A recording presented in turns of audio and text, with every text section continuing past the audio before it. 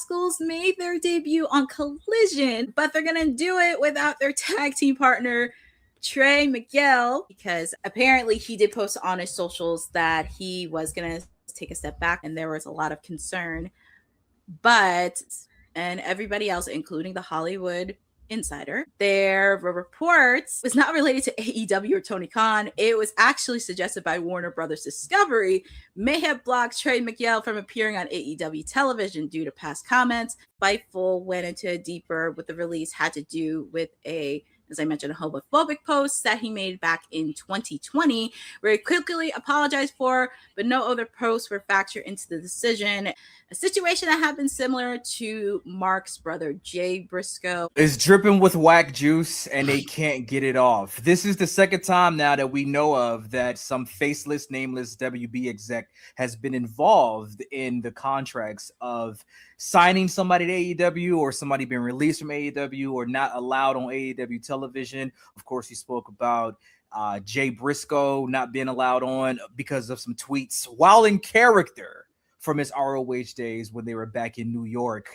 And now we see Trey Miguel from about 6 years ago, some comments he was having with a troll. But he has since apologized for it and continued to move on, been employed in TNA, doing some stuff with NXT and whatnot. This was our thought when the news broke. I was in the chat saying, oh, this sounds like a background check type of situation in which we didn't know exactly what it was. But I think this further opens up Pandora's box when it comes to AEW of who is grandfathered in for their past comments and who are they checking for now for new hires. Because if you really want to go there are some comments from the current AEW world champion MJF from his personal Instagram pre-AEW while he was still in the Indies. If you want to do a little investigative journalism, you will find it. It's not a really good slur for somebody to be saying. So you have that. You have the leading commentator for All Elite Wrestling, Excalibur, using slurs. There's videos of it. Now you can say, well, that's Excalibur in character using it. Well, you could apply that to Jay Briscoe from when he was in ROH days. So it's one of those things where it's like, all right, is it Uchiwali or is it one mic? Okay, is it going to be across the board for any and everybody for their past comments, or are you going to selectively choose? Because now everything's going to be a gotcha moment, right? It's going to be, well, so-and-so said this many years ago, and so-and-so said that. Why aren't they fired? Why are they still here? How are they a two-time world champion?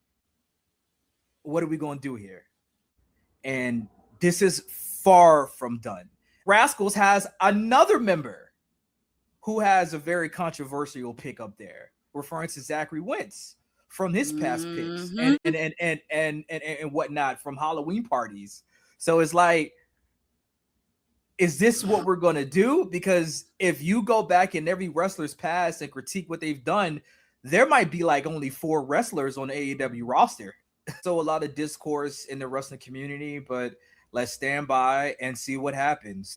But I hope Trey Miguel got a bag on the way out. I hope there was some type of money situation that he can get for breaking the contract. So hopefully, but shout out to Trey Miguel, man. He'll be all right. He's a talented wrestler.